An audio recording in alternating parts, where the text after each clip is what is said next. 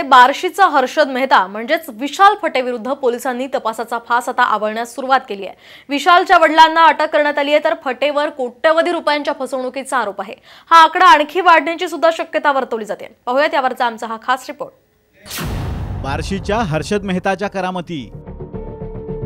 10 लाख गुंतवा, वर्षाला 6 कोटी न्या। बार्शीच्या फटेचा विशाल स्कॅम। बार्शीच्या विशाल फटेच्या फसवणुकीची व्याप्ती राज्यभर असल्याची माहिती आता समोर येऊ लागली आहे। फटेनं राज्यभरात शेकडो जणांना ठकवल्याचं समोर येत आहे। आतापर्यंत फटेविरोधात 76 जणांनी फिर्याद दिली आहे। त्यानं केलेल्या फसवणुकीची रक्कम 18,53 लाखांवर गेली आहे। हा आकडा आणखी वाढण्याचा अंदाज आहे। त्यामुळे या प्रकरणाच्या तपासासाठी विशेष पथक म्हणजेच SITची नियुक्ती करण्यात आली आहे।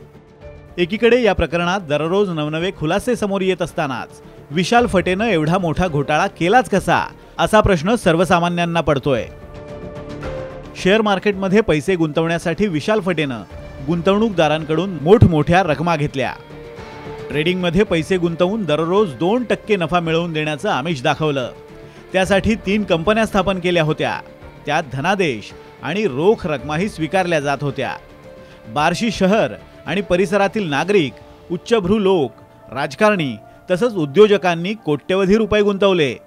या गुंतवणुकीचा आकडा काही कोटींच्या घरात असण्याची शक्यता आहे। फटे हा गुंतवणूकदारांची रक्कम ही IPO ग्रे मार्केटमध्ये गुंतवणूक करत असल्याचं सांगत असे। त्यातून महिन्याला 30 ते 35% नफा मिळतो, असंही त्यानं गुंतवणूकदारांना सांगितलं होतं। सुरुवातीला त्यानं चांगला परतावा सुद्धा दिला। त्यामुळे अनेक गुंतवणूकदार त्याच्या आमिषाला भुलले आणि पैसे गमावून बसले। एक रकमी रोख 10 लाख रुपये गुंतवल्यास वर्षाला 6 कोटींचा नफा देण्याची नवी स्कीम त्यानं गेल्या वर्षी डिसेंबर महिन्यात आणली होती। या स्कीममध्ये अनेकांनी पैसे गुंतवल्याची शक्यता आहे। त्याचाच आता कसून तपास केला जातोय। सोलापूरहून विश्वभूषण लिमयेसह ब्युरो रिपोर्ट, साम TV न्यूज।